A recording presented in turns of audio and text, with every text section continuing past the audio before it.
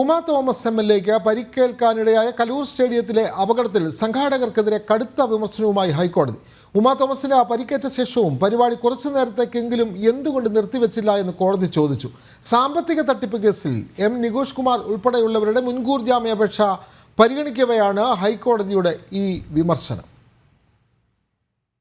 കലൂർ സ്റ്റേഡിയത്തിൽ നടന്ന പരിപാടിയുടെ മറവിൽ സാമ്പത്തിക തട്ടിപ്പ് നടത്തിയെന്ന പരാതിയിന്മേൽ പാലാരിവട്ടം പോലീസ് എടുത്ത കേസിലാണ് സംഘാടകരായ മൃദംഗാവിഷൻ ഉടമ എം നികേഷ് കുമാർ ഉൾപ്പെടെയുള്ളവരുടെ മുൻകൂർ ജാമ്യാപേക്ഷ.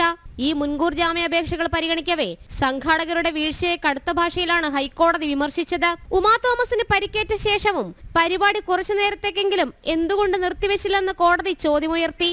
മനുഷ്യത്വം എന്നൊന്നില്ലേ എന്ന് ചോദിച്ച സിംഗിൾ ബെഞ്ച് എംഎൽഎക്ക് എന്ത് സംഭവിച്ചെന്ന് അന്വേഷിക്കാനുള്ള ബാധ്യത സംഘാടകർക്കുണ്ടായിരുന്നില്ലേ എന്നും കുറ്റപ്പെടുത്തി. മനുഷ്യജീവന് വിലയില്ലാതായി, സംഘാടകർക്ക് പണം മാത്രം മതി, സാധാരണ മനുഷ്യൻ വീണാലും പരിപാടി നിർത്തിവെക്കണമെന്നും ഹൈക്കോടതി ഓർമ്മിപ്പിച്ചു.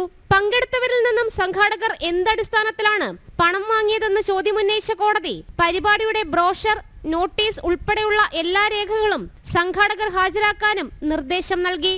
നൃത്തപരിപാടിയിൽ പങ്കെടുത്ത കുട്ടികളുടെ രക്ഷിതാക്കളിൽ നിന്നും നൃത്തവിദ്യാലയങ്ങൾ വഴി 2000 മുതൽ 5000 രൂപ വരെ സംഘാടകർ പിരിച്ചെടുത്തു. കൂടാതെ തന്റെ പക്കൽ നിന്നും 3600 രൂപ ഗിന്നസ് റെക്കോർഡ് സാക്ഷ്യപത്രം വാഗ്ദാനം ചെയ്ത് വാങ്ങി വഞ്ചിച്ചതായി വിജയ് ഹിലാൽ എന്ന രക്ഷിതാവ് നൽകിയ പരാതിയിന്മേൽ പാലാരിവട്ടം പോലീസാണ് സാമ്പത്തിക തട്ടിപ്പ് കേസ് കൂടി സംഘാടകർക്കെതിരെ രജിസ്റ്റർ ചെയ്തത്.